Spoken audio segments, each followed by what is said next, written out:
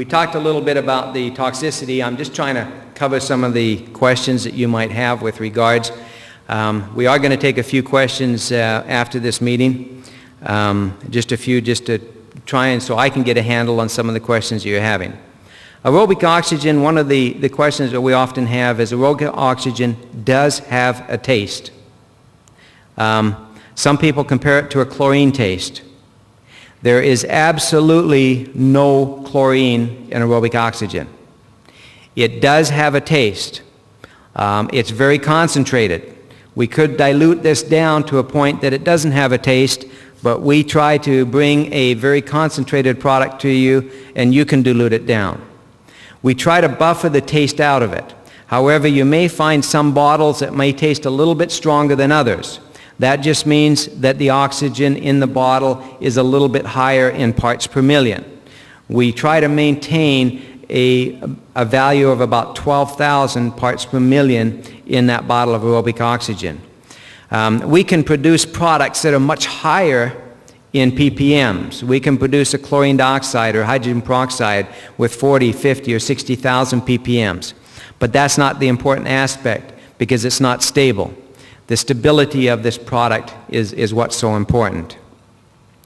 It is a little bit salty. You'll taste a little bit of salty to it. We stabilize the oxygen to a sodium chloride molecule. A very simple molecule that's easily absorbed. It transports into the cell very well. However, it's not sufficient by taking 20 drops of aerobic oxygen 3 times a day to be a concern to even those that are on low sodium diet. There is no problem with regards to that at all.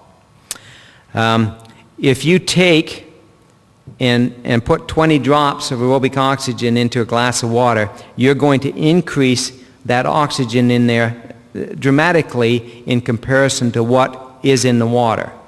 And by taking that into the body has the ability or the knowledge to be able to send that oxygen to various areas of the body where it's needed most.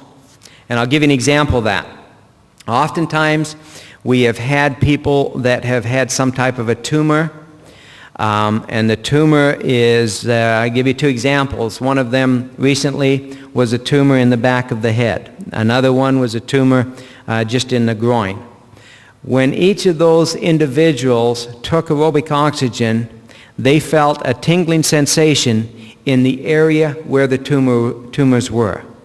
That's an indication that the body is sending that oxygen to that area because that's where it's needed the most. The body is a very intelligent biological piece of equipment. The integrity of the cell is extremely important. We talked about the cell. You've learned a little bit about the cell in your training. One of the areas with regards to the cell is its ability to communicate various signals from other areas of the body. Oxygen is very important in helping to be sure that these signals are read properly. Very important within the cell itself.